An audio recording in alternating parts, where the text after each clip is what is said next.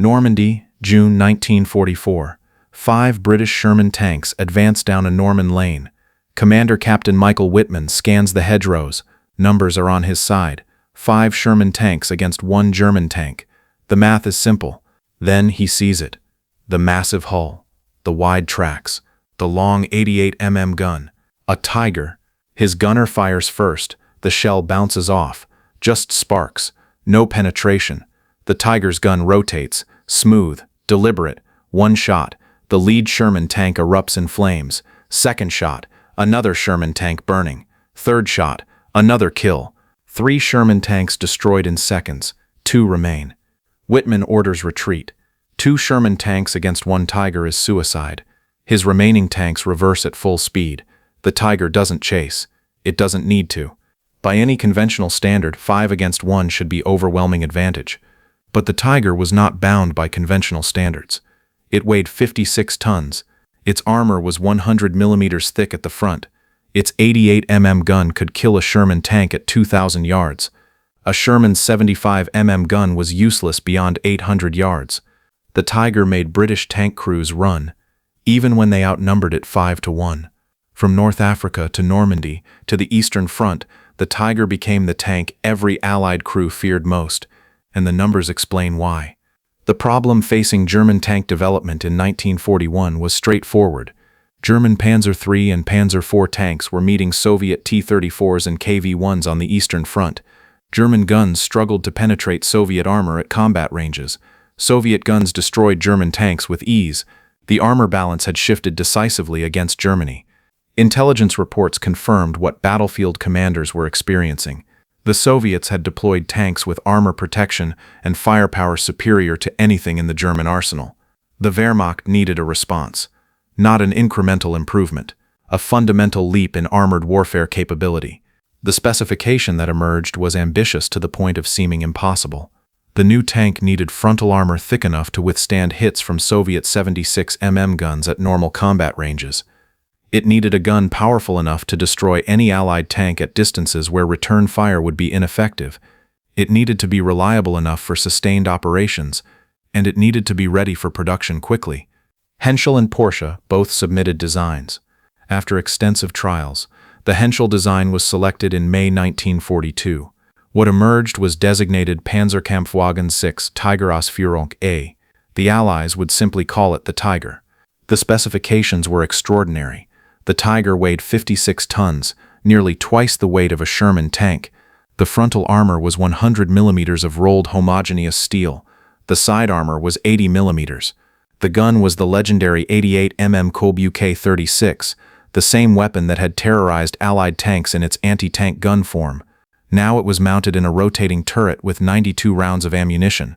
The 88 mm gun could penetrate 112 millimeters of armor at 1,000 yards using standard armor-piercing rounds. With tungsten-cored ammunition, penetration exceeded 140 millimeters.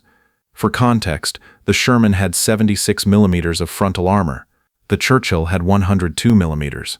The Soviet T-34 had 45 millimeters. The Tiger could kill any Allied tank at ranges where Allied guns could barely scratch its paint. The engine was a Maybach HL 230 P45 producing 700 horsepower. This gave the Tiger a top speed of 24 miles per hour on roads and roughly 12 miles per hour cross-country. Not fast by modern standards, but adequate for a vehicle designed to dominate through firepower and protection rather than speed. The suspension used overlapping road wheels arranged in a complex pattern. This distributed the enormous weight across a wide track and provided excellent cross-country mobility. But it also created maintenance nightmares. Mud and snow would freeze between the wheels. Damaged wheels were difficult to replace. The complexity was the price paid for performance. Production began in August 1942 at the Henschel plant in Kassel. The Tiger was never mass-produced like the Sherman or T-34. Manufacturing was slow and labor-intensive. Germany would produce only 1,347 Tigers during the entire war. For comparison, America built over 49,000 Sherman tanks. The first combat deployment came in September 1942 near Leningrad. The results were mixed. The Tiger's mechanical complexity showed immediately. Breakdowns were frequent. Crews were still learning how to operate and maintain the vehicle. But when the Tiger worked, it dominated. Soviet tanks that approached within range were destroyed with brutal efficiency. Tunisia in 1943 introduced the Tiger to British and American forces. The shock was profound. Allied tank crews had grown accustomed to rough parity with German armor. The Tiger shattered that assumption. British commanders reported Tigers destroying Shermans at ranges exceeding 1,500 yards. American tankers described watching their shells bounce harmlessly off Tiger armor, while German guns tore through Sherman hulls like paper. At Kasserine Pass in February 1943, Tigers spearheaded the German attack against American forces. The U.S. Army's first major engagement with German armor became a disaster. American tank crews found themselves fighting a vehicle they could not hurt at ranges where it could kill them with impunity. The psychological impact was devastating. One American tank commander described firing 3 shots at a Tiger from 800 yards. All 3 rounds bounced off. The Tiger rotated its turret and fired once. The Sherman exploded. The commander and 1 crew member survived. 3 others died instantly. That single engagement taught American tankers what British crews had already learned. Do not fight a Tiger unless you have no choice. The doctrine that emerged across Allied forces was consistent. If you encounter a Tiger, call for artillery, call for air support, call for tank destroyers. Do not engage with standard tanks unless circumstances force you to, and if forced to engage, use numbers, flank it, hit it from multiple angles, accept that you will lose tanks, hope that 1 crew gets lucky. The Tiger's reputation grew with every engagement. At Villers-Bocage in June 1944, SS tank ace Michael Whitman commanded a single Tiger that destroyed an entire British armored column. His tank knocked out approximately 14 tanks and 15 personnel carriers in 15 minutes. The British column was caught in a narrow street with no room to maneuver. Whitman's Tiger moved methodically down the road, destroying vehicle after vehicle. British crews abandoned their tanks and fled on foot. Whitman became the most famous Tiger commander of the war. He was credited with destroying 138 enemy tanks before his death in August 1944. Whether he died to a Sherman Firefly, a Canadian tank destroyer, or Allied aircraft remains disputed, but his legacy cemented the Tiger's mythical status. The Sherman crews who did destroy Tigers used specific tactics. Wait for the Tiger to show its side or rear armor. The side was 80 millimeters, vulnerable to close-range Sherman fire. The rear was even thinner. British Firefly tanks armed with 17-pounder guns could penetrate Tiger armor from the front at reasonable ranges. Standard Shermans could not.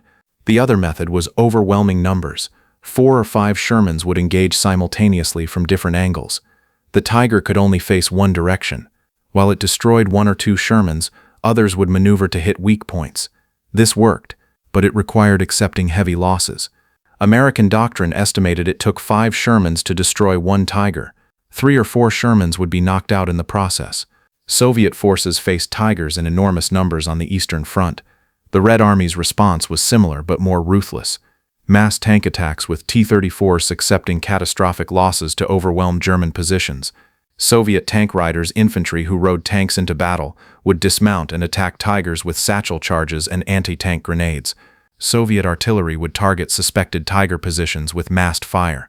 The Tiger had significant weaknesses beyond its mechanical complexity. Fuel consumption was enormous. The Tiger consumed 1.8 gallons per mile on roads and significantly more cross-country. In a German military perpetually short on fuel, this was crippling. The Tiger's range was only 60 miles on roads before refueling. This limited operational flexibility. The overlapping wheel suspension that gave excellent mobility also became a trap in winter. Mud would pack between the wheels and freeze overnight. Morning would arrive and the Tiger could not move. Crews learned to run engines periodically through the night to prevent freezing. This consumed precious fuel and announced their position to enemy forces. The Tiger was also too heavy for most bridges. Rivers that other tanks could cross by bridge required Tigers to find fords or wait for engineers to build reinforced crossings. This slowed advances and made retreat dangerous. Multiple Tigers were abandoned when they could not cross rivers fast enough during withdrawals. Manufacturing time was another critical weakness. A Tiger required 300,000 man-hours to build. A Panther required 150,000. A Sherman required 10,000. Germany was fighting a war of industrial production and losing badly. Every Tiger built represented resources that could have produced multiple Panthers or half a dozen Panzer IVs. But none of these weaknesses mattered to the Allied tank crew facing a Tiger across an open field. In that moment, the Tiger was invincible. Its gun could reach out and kill at distances where return fire was impossible. Its armor could absorb hits that would destroy any Allied tank. The Tiger made experienced tankers feel helpless. British tank crews developed grim humor around Tigers. They called meeting one drawing the short straw. They referred to being assigned to engage a Tiger as volunteering for the Victoria Cross, because stopping a Tiger required courage that bordered on suicide. You knew going in that your tank would likely burn. You hoped that your sacrifice would create an opening for others. The Tiger's production ended in August 1944. Only 1,347 were built. The Tiger II, or King Tiger, replaced it with even heavier armor and a more powerful gun. But the original Tiger had established a reputation that outlasted its production run. Allied forces continued to fear Tigers even after Germany had switched to other designs. After the war, testing confirmed what battlefield experience had shown. The Tiger was mechanically unreliable, logistically demanding, and expensive beyond reason. But in direct combat against Allied armor, it was the most feared tank of the entire war. Allied tankers who fought Tigers described them with respect that bordered on dread. Modern analysis suggests the Tiger's strategic impact was minimal. Germany needed thousands of reliable medium tanks more than it needed hundreds of unreliable heavy tanks. The resources invested in Tigers might have been better spent on Panzer IVs or Panthers. But strategic analysis means nothing to the man whose Sherman just bounced a shell off a Tiger's frontal armor and is watching that massive gun rotate toward him. The Tiger represented a philosophy of armored warfare. Build a tank so superior in protection and firepower that it dominates any engagement. Accept mechanical complexity and production difficulty as necessary costs. Create a weapon that enemy tankers fear even when they outnumber it 5-1. Production numbers tell one story. Germany built 1,347 Tigers. America built 49,234 Shermans. The Soviets built 84,070 T-34s. Germany was drowning in Allied armor. But the Tiger's combat record tells another story. Kill ratios for Tigers were extraordinary. Some estimates suggest Tigers destroyed 5 to 10 Allied tanks for every Tiger lost in combat. Most Tiger losses were mechanical breakdowns or fuel shortages rather than enemy fire. The psychological impact was equally important. Allied tank crews, knowing Tigers were in an area, would advance more cautiously. They would call for reconnaissance. They would wait for artillery support. That hesitation gave German forces breathing room even when Tigers were not present. The mere possibility of encountering a Tiger changed Allied tactical decisions. Normandy, June 1944. Captain Whitman's remaining Sherman tanks reach safety. His crew is shaken. They outnumbered the Tiger 5-1 and still fled. The math that seemed simple at the start of the engagement proved brutally wrong. Numbers meant nothing when one tank could destroy yours before you could get close enough to fight back. The Tiger I was mechanically unreliable. It consumed fuel at rates Germany could not sustain. It was expensive and slow to produce. It was too heavy for half the bridges in Europe. But when it appeared on the battlefield, Allied tank crews ran, even when they outnumbered it 5-1. That was German engineering. That was the Tiger. And the sight of those wide tracks and that long 88 mm gun became the image that haunted Allied tankers from Tunisia to Berlin.